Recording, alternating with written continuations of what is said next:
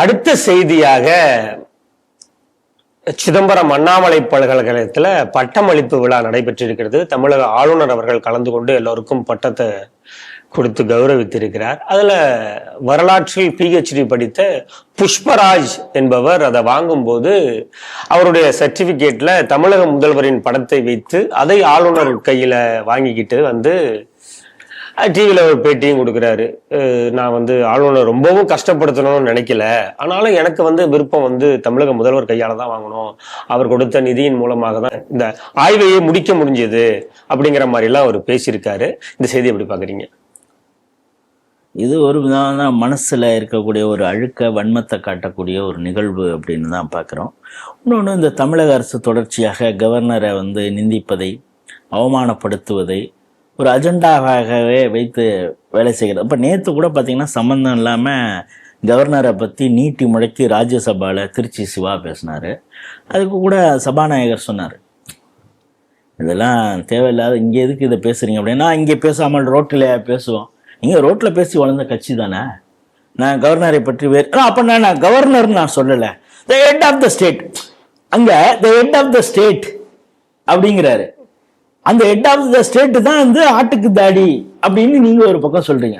ஆனா பாராளுமன்றத்தில் okay, I am not mentioning the name and the post governor அப்படின்னு நான் சொல்லலை, ஹெட் ஆஃப் த ஸ்டேட்னு நான் சொல்றேன் அப்படி. இப்போ உனக்கு தெரியல ஹெட் ஆஃப் த ஸ்டேட்டுங்கிறது கவர்னர் தான் அப்படின்னு. அப்புறம் எதுக்கு அதுதான் சொல்றேனே, இவங்க ஏதாவது பிடிச்சி இப்படி நெருக்குனீங்கன்னா தன்னை அறியாமல் இவங்கள உண்மையை சொல்லுவாங்க அப்படிங்கிறது. ஏற்கனவே ஒரு வழக்கு கூட பதிவு செய்திருக்காங்க. ஏன்னா அந்த அம்மாவுக்கு கொடுத்த அந்த பட்டத்தையே கூட கேன்சல் பண்ணுங்க அப்படின்னு சொல்லி. ஜீன் ஜோசப் யாருன்னா மனோன்மணியம் சுந்தரனார் பல்கலைக்கழகத்தை இதே மாதிரி பட்டவளிப்பு நடந்தப்ப நான் கவர்னர்கிட்ட வாங்க மாட்டேன் அப்படின்னு. அதுக்கப்புறம் நம்ம மக்கள் உடனே ஆராய்ச்சியில இறங்கும் பொழுது அவர் ஒரு ஊபியின் மனைவி தானே. அதுக்கு பிறகு அவர் யாரு, நதிமூலா ரிஷிமூலாம் பார்த்தாங்கன்னா அது ரொம்ப ஒரு மாதிரி போனுச்சு. அதுக்கப்புறம் ஐயோயோ இதை பற்றி இனிமேல் பேசாமல் இருக்கிறதே நல்லது அப்படிங்கிறது அளவுக்கு சமூக வலைதளங்களே எல்லாம் வந்துட்டாங்க. இப்போ இந்த பையனும் ஒரு திடல் தற்குறியாக இருப்பான். ஏன்னா PhD முடிச்சதுனால புத்திசாலி. ஏன்னா இந்த இடத்துல தமிழகத்தில் PhD முடிப்பவர்கள் எப்படிப்பட்ட தரத்தில் இருக்கிறார்கள் இதே கவர்னர் சொல்லியிருக்காரு. அதனால இப்போ அவருக்கு புரியும்ப்பா, இது வாங்கிட்டு போனான்னா வாங்காமல் போனான்னா, ஸ்டாலின் படத்தை வச்சுருக்கான், அவன் உடனே அஃபினிட்டியை காட்டுறான், இவர் தான் ஹையர் எஜுகேஷன் இதில் நான் 1 lakh மானியம் வாங்கினேன் அப்படி இப்படின்லாம் அந்த ஆள் பேசுகிறான். ஒரு திடல் தற்கரியாக இருப்பான்னு பார்த்தாலே தெரியுது, முகத்தை பார்த்தாலே அது இருந்துட்டு போட்டோம். இப்போ நம்முடைய கவலை என்னென்னா, இப்போ அவன் சொல்கிறது என்னென்னா, எனக்கு இவர் கையால் வாங்கியிருந்தா நல்லா இருக்கும் அப்படின்னு சொல்லி ஒருத்தன் வாங்குறான். இப்போ இதை அனுபவிச்சுறாங்க. ஏன்னா கவர்னருடைய மெக்னானிமிட்டி, அவரு சரி, அவருக்கு முகம் மட்டும் மாறியதுன்னு, நீ பெரிய விபனா நீனு, அந்த ஆள் எங்கே இருந்து பதவியில் இருந்துட்டு வந்தவர், நேஷனல் செக்யூரிட்டி அட்வைசருக்கு அடுத்த லெவலில் இருந்தவர், IPS ஆஃபீஸர், ரேங்க் ஹோல்டரு, நீ யார் நீ ஹிஸ்ட்ரி, BA ஹிஸ்ட்ரி எப்படி படித்து எப்படி PhD வாங்கியிருப்பேங்கிறதெல்லாம் அவங்களுக்கெல்லாம் தெரியாதா? ஸ்டாலின் படத்தை வச்சுட்டா தன்னை அதி புத்திசாலி, அவரை நம்ம ரொம்ப டீமின் பண்ணிட்டோம், அவரை பீலிட்டில் பண்ணிட்டோம், பார்த்தீங்களா நான் எப்படி அவரை இது பண்ணிட்டேன்னு. இது ஒரு விதமான ஒரு சிற்றின்பம், அதாவது ஊபிக்கு டஃப் கொடுத்துருக்காரு. ஆமா, நான் உங்களை விட நான் ரொம்ப இது ஒரு சிற்றின்பம் அப்படின்னு சொல்லலாம், சுய இன்பம் அப்படின்னு சொல்லலாம். அந்த சுய இன்பத்தை இந்த புஷ்பராஜ் அவர்கள் இந்த நிகழ்வின் மூலமாக வெளிப்படுத்தியிருக்கிறாருங்கிறது ஒரு பக்கம் இருந்தா கூட, இப்போ எனக்கு ஒரே ஒரு அச்சம் வருகிறது. இப்போ ஸ்டாலின் படம் இருந்தா அவர் கையால் வாங்கியிருந்தா எனக்கு சந்தோஷம் அப்படின்னு சொல்கிறான்னா, இப்போ ஒரு குடும்பமே, ஒரு அதிமுக குடும்பம், அவங்க ஸ்டான்ச்சு MGR ஜெயலலிதாவுடைய ஃபாலோயர்ஸ்.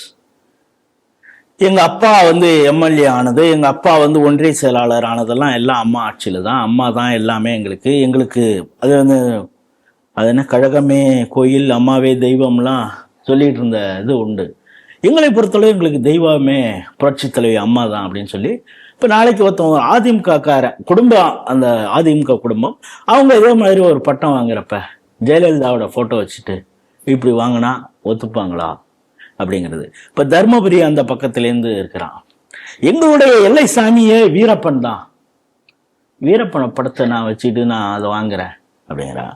இப்ப தமிழ் தேசிய போராளிகள்னு பல பேர் இருக்கான். அவன் உடனே எங்களுக்கு எப்பொழுதும் மேதகு பிரபாகரன் தான், அவருடைய படத்தை வைத்துக்கொண்டு நாங்கள் எங்களுடைய அந்த பட்டத்தோடு சேர்த்து அவன் எப்படி புஷ்பராஜ் பண்ணானோ அந்த தற்கூரி அதே மாதிரி பண்ணி அவன் இதை போட்டோ பிடிக்கிறான். சரி, தேசிய சிந்தனை கொண்ட ஒருத்தவன் எங்களுக்கு திலகர் தான் ரொம்ப பிடிக்கும். அதுக்கப்புறம் அதே போல தைரியத்தோடு இருந்தவர் மோடியோட படத்தை வச்சா இவங்க ஏத்துப்பாங்களா? ஏன்னா ஏதோ ஒரு மீட்டிங்ல விஜயோடைய படத்தை காட்டினாலே காணொலி அந்த மீட்டிங்கே நிறுத்தினாரு ஸ்டாலின். இப்ப விஜயுடைய அள்ளு சில்லிகள் எப்படி இப்ப இதெல்லாம் பார்த்துட்டு இருப்பாங்க அவங்க. இப்ப இதே மாதிரி நீங்க நடத்தக்கூடிய ஒரு ப்ரோக்ராம்ல தழக்கையினர் இது மாதிரி செஞ்சா நீங்க என்ன செய்வீங்க அப்படிங்கிறது ஒரு கேள்வி. அந்த நேரத்துல இதே போன்ற RN ரவி காட்டிய அந்த மனிதாபிமானம், பெருந்தன்மை, ஜனநாயக அந்த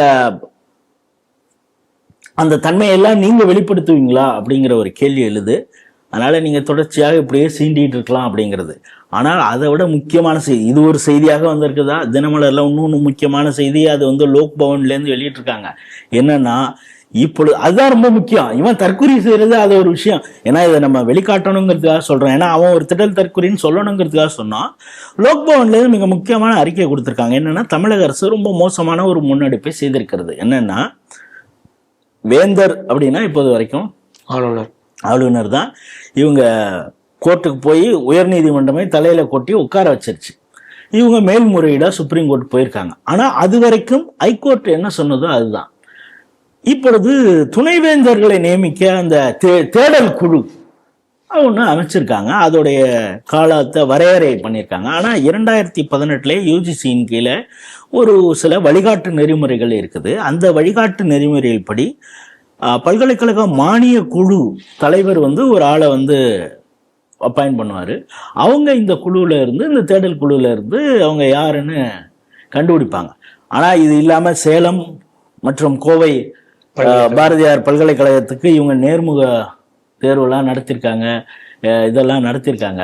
இது அப்பாயிண்ட் ஆனாலே இது சட்ட விரோதம் அப்படின்னு லோக் பவன் அறிக்கை கொடுத்துருக்கு. இப்ப நீ காசு வாங்கிட்டோம், ஏன்னா இவங்க அப்பாயின்மெண்ட் பண்றதே எப்படி இருக்கும், திராவிட மாடல் அவசரமா ஆட்சிக்கு போறதுக்கு முன்னால காசு பார்க்கணும்ட்டு கூட ஏதாவது பண்ணிடலாம். இது முதல்ல இப்படி அப்பாயின்மெண்ட் ஆகிறதே சட்டவிரோதம் அப்படின்னு லோக் பவன் சொல்லுது. காரணம் கேஸ் இப்போது வரை சுப்ரீம் கோர்ட்ல இருக்கு. இவங்க இந்த நியமிக்கக்கூடிய அந்த இதுல வேந்தருங்கிறதுக்கு பதிலாக அரசு அப்படின்னு அரசாணையிலே மாற்றியும் இவங்க அட்வர்டைஸ்மெண்ட் பண்ணியிருக்காங்க. அந்த குழுவையும் அப்படிதான் மாற்றி அமைச்சிருக்காங்க அப்படிங்கிறாங்க. இதை கண்டித்து லோக் பவன் ஒரு அறிக்கையை கொடுத்துருக்கு. இது சட்டவிரோதம். ஏன்னா நீ செலக்ட் ஆனா கூட நாளைக்கு கோர்ட்டு தீர்ப்பு கொடுத்தா வெளியில போனது ஆயிடணும்.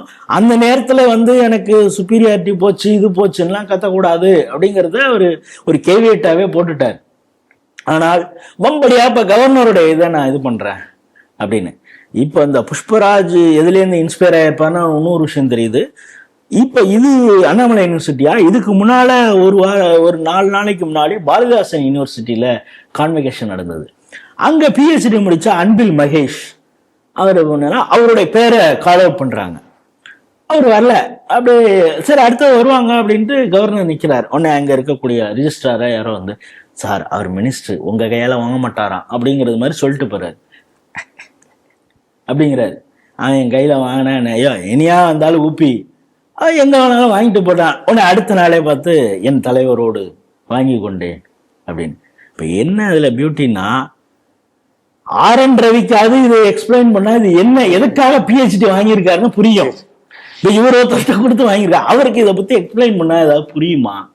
இவர் எதுல PhD பண்ணியிருக்காரு, இந்த PhD இது மாதிரி வேற யாராவது இதே தளத்துல பண்ணிருக்காங்களா, இதனால சோசியல் இம்பாக்ட் என்ன, இது ஏதாவது அவருக்கு சொன்னா கூட புரியுமா அப்படிங்கறது நான் அவரை அப்படியெல்லாம் பேசல. அவர் பேசல. ஆனா இத வேகமாக RN ரவி புரிஞ்சுப்பாரு. யதார்த்தத்தை சொல்றீங்க. RN ரவி உடனே புரிஞ்சுப்பாரு.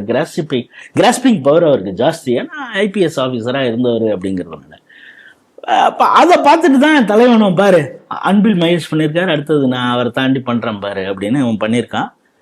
இது இப்படியே வளர விட்டால் நான் சொன்ன அந்த சம்பவங்களும் நடக்கும்.